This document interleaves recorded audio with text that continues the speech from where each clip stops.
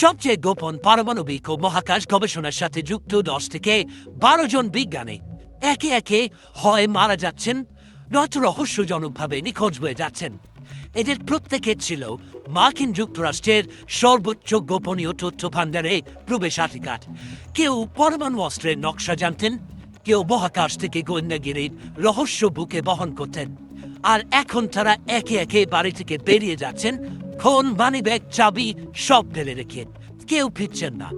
এই অস্বাভাবিক ধারা এতটাই উদ্বেগজনক হয়ে উঠেছে যে খোদ মার্কিন প্রেসিডেন্ট ডোনাল্ড ট্রাম্প বলতে বাধ্য হয়েছেন এটা বেশ গুরুতর বিষয়। শুরু হয়েছে হোয়াইট হাউসের সরাসরি তদন্ত। ঘটনা শুরু 2023 সাল থেকে। তারপর থেকে একের পর এক নাম উঠে আসছে। প্রতিটি নামের পেছনে আছে আমেরিকার সবচেয়ে সংবেদনশীল প্রযুক্তির সাথে সংযোগ। Steven Garcia, Kansas city national security ক্যাম্পাসে সরকারি কন্ট্রাক্টর। এই প্রতিষ্ঠানটি আমেরিকার পারমাণবিক অস্ত্রের 80%-এরও বেশি অপরমাণু উপাদান তৈরি করে। 2025 সালের আগস্টে তিনি নিউ মেক্সিকোর আলবুকার্কের তার বাড়ি থেকে পায়ে হেঁটে বেরিয়ে যান। ফোন, মানিব্যাগ, গাড়ির চাবি সব রেখে, সঙ্গে শুধু একটি হ্যান্ডগান। তারপর থেকে তার কোনো খোঁজ নেই। অবসরপ্রাপ্ত মেজর জেনারেল উইলিয়াম ব্যাককাসল্যান্ড ছিলেন রাইট প্যাটারসন বিমান ঘাঁটির এয়ারফোর্স রিসার্চ ল্যাবরেটরির সাবেক কমান্ডার। এই ল্যাবরেটরিকে ঘিরে আছে দশকের পর দশক ধরে চাপা পড়া ইউএফও গবেষণার ফিসফিসানি। 2026 সালের ফেব্রুয়ারিতে তিনি বাড়ি থেকে উধাও হয়ে যান। তার স্ত্রী 911-এ ফোন করে যা বলেছিলেন তা শুনে জমে গিয়েছিলেন তদন্তকারীরা। সে নাকি পরিকল্পনা করেছিল যেন কেউ তাকে খুঁজে না পায়। লস আলমোস ন্যাশনাল ল্যাবরেটরি, এই নামটি মানে পারমাণবিক অস্ত্রের ইতিহাস। দ্বিতীয় বিশ্বযুদ্ধের ম্যানহাটন প্রজেক্ট থেকে শুরু করে আজ পর্যন্ত আমেরিকার পারমাণবিক শক্তির মূল চাবিকাঠি এখানে। এই ল্যাবের প্রাক্তন কর্মী অ্যান্টনি চাভেজ এবং প্রশাসনিক কর্মী মেলিসা ক্যাসিয়াস দুজনেই 2025 সালে একইভাবে বাড়ি থেকে পায়ে হেঁটে বেরিয়ে গেছেন, কোনো ব্যক্তিগত জিনিসপত্র না নিয়ে। মেলিসা সেদিন মেয়ের জন্য দুপুরের খাবার পৌঁছে দিয়েছিলেন। তারপর আর কেউ তাকে দেখেনি। নাসার জেট প্রপালশন ল্যাবরেটরির পরিচালক মনিকা জাসিন্টো রেজা ছিলেন রকেট ইঞ্জিনিয়ার, অ্যালয় প্রযুক্তির প্রধান উদ্ভাবক।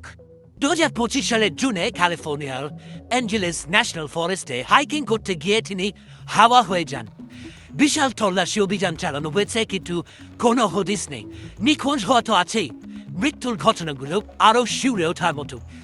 এমআইটির প্লাজমা সায়েন্স অ্যান্ড ফিউশন সেন্টারের পরিচালক নুনো লোরেইরো ছিলেন পারমাণবিক ফিউশন গবেষণার অন্যতম প্রধান মস্তিষ্ক। 2025 সালের ডিসেম্বরে ম্যাসাচুসেটসের বাড়িতে তাকে গুলি করে হত্যা করা হয়। তদন্তে বেরিয়ে আসে হামলাকারী ক্লডিও নেভেস লেভেন্টে লেইরোর সাথে একই একাডেমিক প্রোগ্রামে পড়েছিলেন, কিন্তু মোটিভ এখনো ধোঁয়াশা। ক্যালটেকের জ্যোতি পদার্থবিজ্ঞানী কার্ল গ্রিলমায়ার হাবল ও স্পিটজার স্পেস টেলিস্কোপের গবেষণায় কাজ করেছেন দশকের পর দশক। 2026 সালে ফেব্রুয়ারিতে ক্যালিফোর্নিয়ায় নিজের বাড়ির বারান্দায় তাকে গুলিবিদ্ধ অবস্থায় পাওয়া যায়। গ্রেপ্তার হয়েছে একজন 29 বছর বয়সী যুবক, কিন্তু কোনো সুস্পষ্ট মোটিভ এখনো মেলেনি। ক্যান্সার গবেষক জেসন থমাস 2025 সালের ডিসেম্বরে রাতের অন্ধকারে বাড়ি থেকে বেরিয়ে যান। ফোন আর মানিব্যাগ পড়ে থাকে ঘরে। 3 মাস পর 2026 সালের মার্চে ম্যাসাচুসেটসের জমাট বাঁধা লেক গলে যেতেই ভেসে ওঠে তার মরদেহ। কর্তৃপক্ষ বলছে কোনো সন্দেহজনক ঘটনার প্রমাণ নেই, তবু মৃত্যুর কারণ এখনো অঘোষিত। সবচেয়ে রোমহর্ষক ঘটনাটি হয়তো অ্যামি স্কোরিসের। মাত্র 34 বছর বয়সে এই বিজ্ঞানে কাজ করতেন অ্যান্টি গ্র্যাভিটি প্রযুক্তি নিয়ে, যা এখন পর্যন্ত বিজ্ঞানের সীমানার একেবারে প্রান্তে। তাকে অ্যালাবামায় নিজের বাড়িতে গুলিবিদ্ধ অবস্থায় মৃত পাওয়া যায়, কিন্তু অবিশ্বাস্য বিষয় হল মৃত্যুর আগে একটি পডকাস্টে তিনি নিজেই বলেছিলেন তার জীবন ঝুঁকির মধ্যে আছে। পুলিশি তদন্ত বা মেডিকেল পরীক্ষার কোনো প্রতিবেদন এখন পর্যন্ত প্রকাশিত হয়। এইসব ঘটনা একসাথে দেখলে একটি প্যাটার্ন স্পষ্ট হয়ে ওঠে। প্রতিটি ব্যক্তি আমেরিকার সর্বোচ্চ গোপনীয় প্রযুক্তির কাছাকাছি ছিলেন।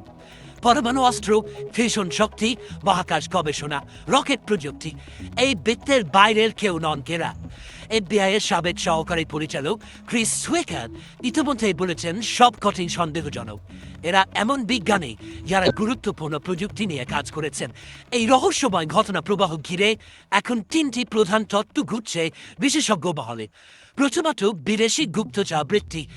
চীন বা রাশিয়ার মতো প্রতিদ্বন্দ্বী শক্তি কি আমেরিকার সবচেয়ে মূল্যবান মাথাগুলোকে একে একে সরিয়ে দিচ্ছে?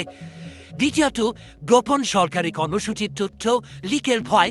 এই বিজ্ঞানীরা কি এমন কিছু জানতেন যা প্রকাশ হয়ে গেলে বিশ্বের ক্ষমতার ভারসাম্য বদলে যাবে? তৃতীয়ত, ইউএফও বা অচেনা বায়বীয় বস্তু বা এলিয়েন সংক্রান্ত গবেষণা ধামাচাপা দেওয়ার ষড়যন্ত্র। তবে কংগ্রেস এখন আর এসব অনুমানে আটকে নেই।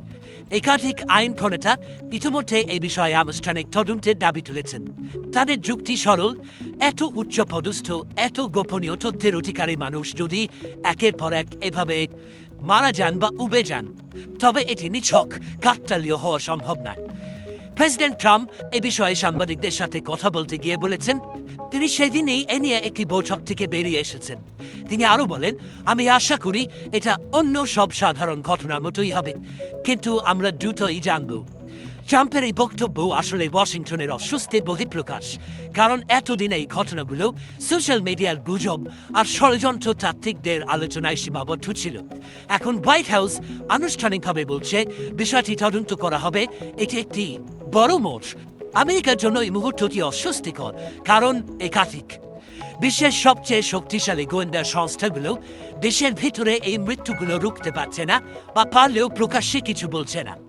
এটি এমন যা একটি দেশের জন্য বিপজ্জনক সংকেত, যে দেশ তার প্রযুক্তিগত শ্রেষ্ঠত্বকে ভূরাজনৈতিক ক্ষমতার মূল ভিত্তি মনে করে।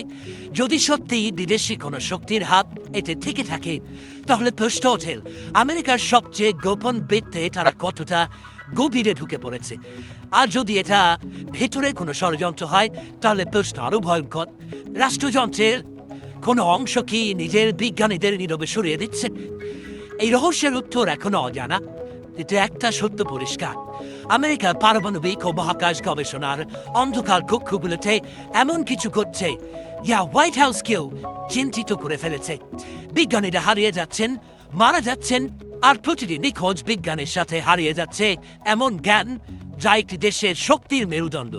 তদন্তে আসলেই কিছু বেরিয়ে আসবে কিনা, নাকি এটাও চাপা পড়ে যাবে গভীর নীরবতায়, সেটাই এখন সবচেয়ে বড় প্রশ্ন।